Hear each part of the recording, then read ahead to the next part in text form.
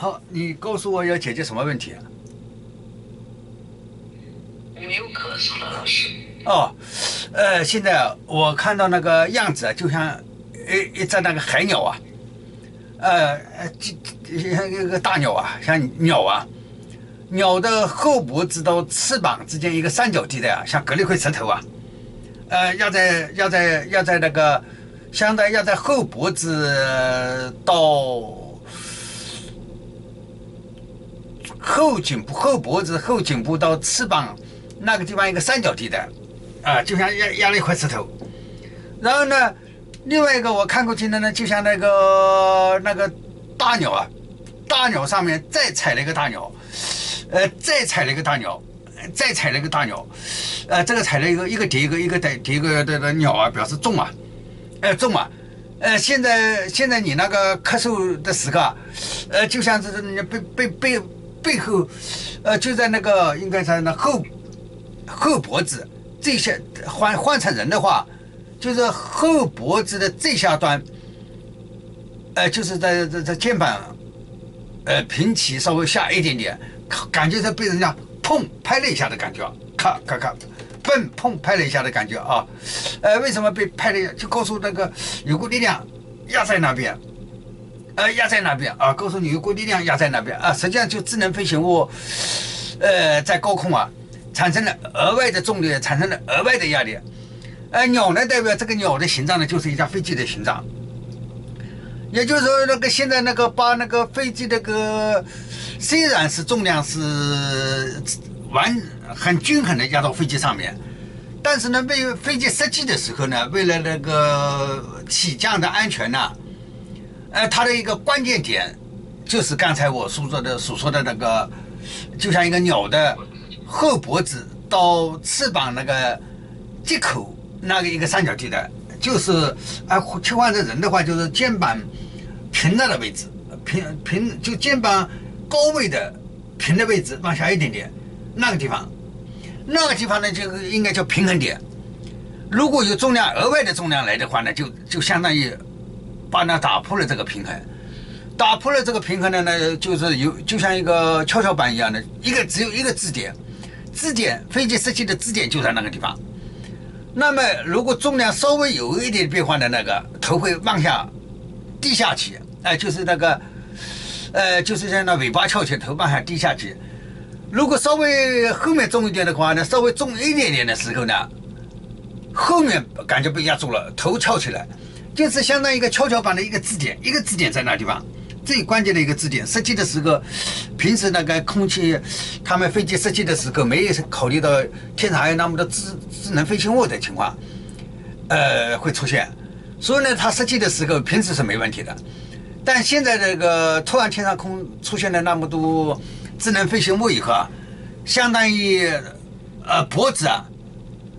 头部脖子啊被往下压了。那么被往下压的时候呢，那个飞机起飞爬升的时候很困难，现在就像被东西压住了，爬不起来。一起飞以后都吓出一身汗来，飞是飞起来了，基本上到了极限状态了，油门踩到最低下才飞起来，再这样飞起来。而那个降落的时候呢，它又把握不好，应该这个重量它落到哪个地方，因为变掉了嘛，是告诉你。相当于邻居有人拍你那个后颈部，嘣一拍就咳嗽了，告诉有这么一个信息。现在航空处于很不安全的状况，当然呢，人家发现的时候，到领导得到这个消息，再下决定有个循环，有个时间差，但现在是很危险的时候，所以呢，飞行员都已经知道了知道这个状况以后，有的人以为自己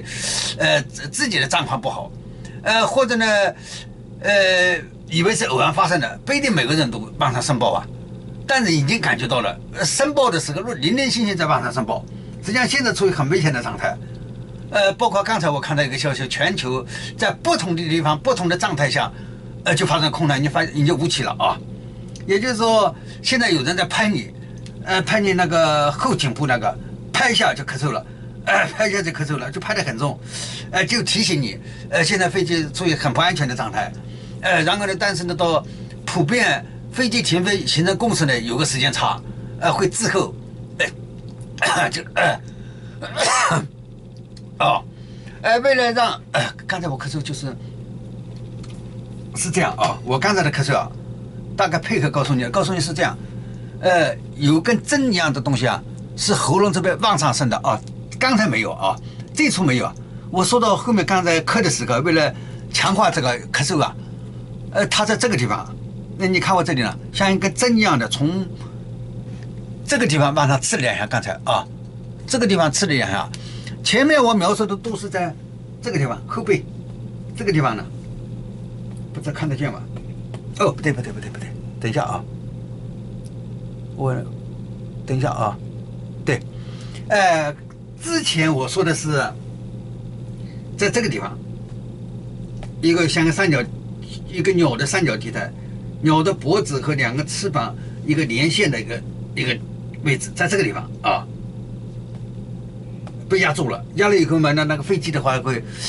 一个支点嘛，像一个支点像跷跷板一样的，就头往下重了，头往下栽。如果那个它飞机本来是很平衡的啊，设计的时候啊，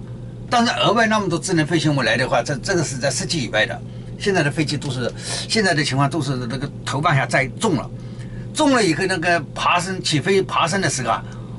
爬升的时候就很困难的爬起来，就是勉强起来。现在，当然一般的飞行员都误以为自己状况不好，自己的今天突然自己状况不好，或者这个飞机今天有点问题啊，